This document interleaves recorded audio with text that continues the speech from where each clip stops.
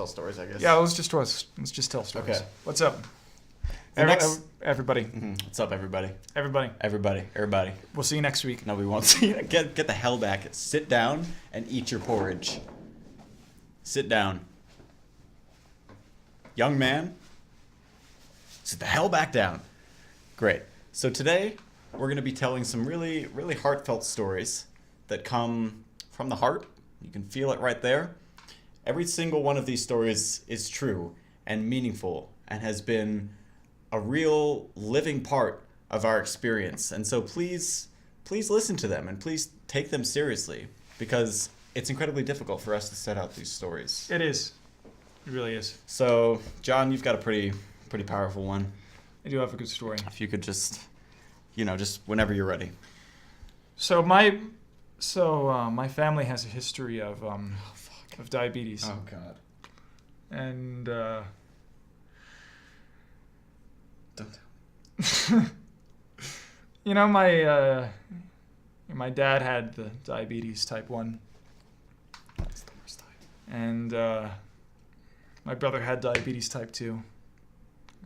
Really? I have diabetes type 3. I don't even know if that's possible, but...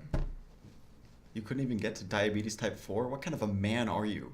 Well, I mean, my dog has diabetes type 4, so... Oh, okay. So it sort of runs in the family, huh? Yeah. Thanksgiving is not very fun because we just don't know. It's hard. It's hard to cook. What are you gonna buy? I mean, yeah, it's got sugar. It's got tryptophan. Tryptophan. What is that?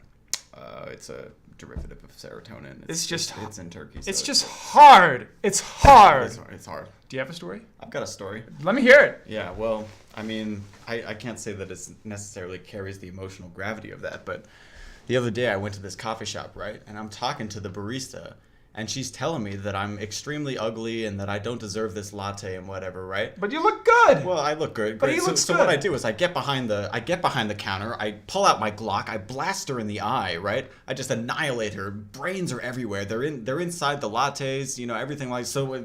Eventually, what happens is I'm serving up latte, and now I'm the barista, right? I'm running. I just massacred everyone in that coffee shop. So I'm running the register. I'm keeping this business afloat. The place is hanging on by the grace of God and my inherent barista ability. So I'm cooking up the dope. You know what I mean? I'm taking orders.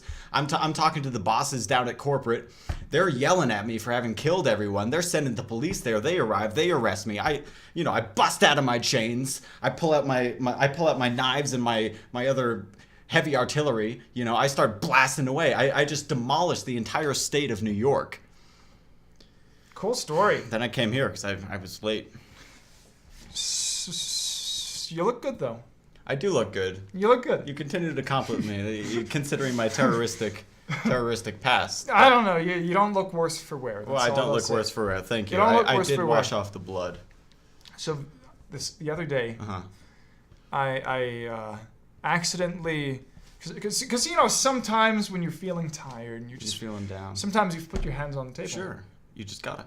And I put my hands on the table, and there was a little bit of gravel. Oh shit! And I got gravel on my hands. You got gravel in your hand. It was, and then I. That's hard to wash off. Well, and then I was a little sad. Mm-hmm. So I rubbed a little bit on my pants. Yeah. And then my pants got a little dirty. It was kind of sad. That is sad. Yeah, it's kind of a. It frustrates me that people don't believe you when you say that. You know? What do you mean? Well, I mean, I've certainly seen you tell this story to plenty of people, professors, your mom, and whatnot. Yeah. They refuse to believe that. But you look good. I do look good. You look good. Yeah, were you there last night when I was sleeping and this lizard crawled into my mouth and started eating my esophagus, right? Oh, really? He did. Weren't you there? Or was that... No.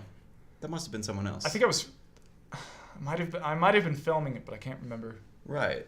Yeah, anyway, so he starts gnawing on my esophagus, right? Essentially, he gets down to my Adam's apple. He wasn't interested in the apple. He just wanted Adam. So I told him, well, you start reading the Bible, you prick.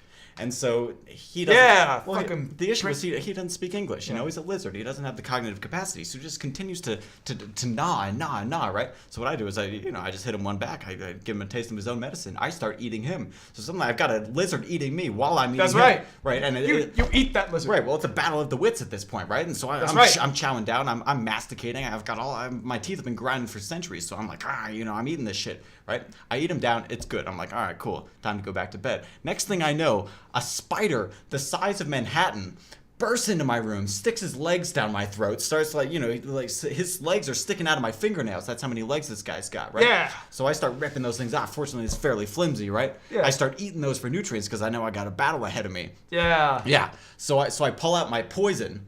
I dump it all over him. Get that poison. Well, because he's an arachnid, right? He's got such a hard exoskeleton, right? His liver and whatnot, they're not being infected. That's a big word. Well, I've got to come up with another strategy. So I take my credit card and I begin to sharpen it on this sharpening stone that I've got in my room, right? I slice open its neck. I crawl inside and I fall back asleep.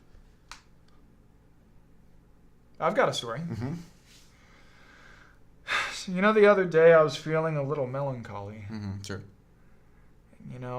I was just thinking, what could make me feel a little more cheerish? Mm-hmm. And so I went to the gas station. Sure. And I got a lemon drop. A lemon drop. And it just made me feel very nice. It's a good lemon drop. Yeah, it was a very good lemon Yeah. drop. I'm noticing that you seem to have had a much more boring life than me, whereas my life seems to consist of having battled large monsters and daily massacres and things like that. And I've done that. You have? Yeah, Okay, I've done that. Well, we have to hear that. Well, there was just one day I was just kind of feeling a little sad. Mm-hmm. And so I go to Mount Athens. Mm-hmm.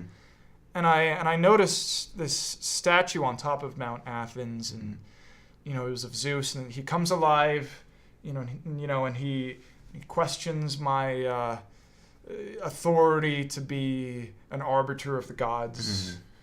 Mm-hmm. And he threatens me with his Greek god powers, and I realize I'm a god. Mm-hmm. But I'm feeling a little melancholy, and I'm just thinking, what could make me feel a little more chipper? Right. Just a little more chipper. And so I have a lemon drop. Right. Yeah. And it lifts you up? Yeah, it made me feel better. It's a rather uplifting fruit. Yeah, see, I've had, and you don't look any worse for wear. Mm-hmm. Have you ever had a crabapple war with a squirrel? This is sounding like real life, though. Well, it is. Okay. Yeah, so this is Let real me know. life. Right. So I'm hanging out with the squirrel, like we're smoking a blunt, right? Okay. And both of us are starting to get a little high. We know the deal. So we decide to invite some bitches over. Yeah. Right. So we're chiefing up blunt after blunt. We've got like an ounce, so we're just rolling through that shit. Suddenly, all the girls start coming over. We start playing music, right? And this one girl's like, well, we gotta have a crabapple fight. No party's complete without it, right? So I call up my crabapple guy immediately. He's on speed dial, right? So I press 9. I call him up. I say, hey, I need an ounce. He says, okay, cool. He's here in 10 minutes, right? I drop about $1,000, which I have because I'm a wealthy businessman, and I take the crabapple. All the other people, they weren't really interested in the crabapple, it turns out. That was just a ruse. What they wanted was the guy there because he was more handsome than either me or the squirrel. So the drug dealer's getting all these girls that I invited over. So me and the squirrel, we're feeling kind of down on ourselves, right? So we go outside. We're just angry, right? We're just unleashing. We've got some vitriol to get rid of. Yeah. So we're chucking them at him. Turns out, chuck those apples. Well, this guy messed up. They weren't crab apples. They were actual apples.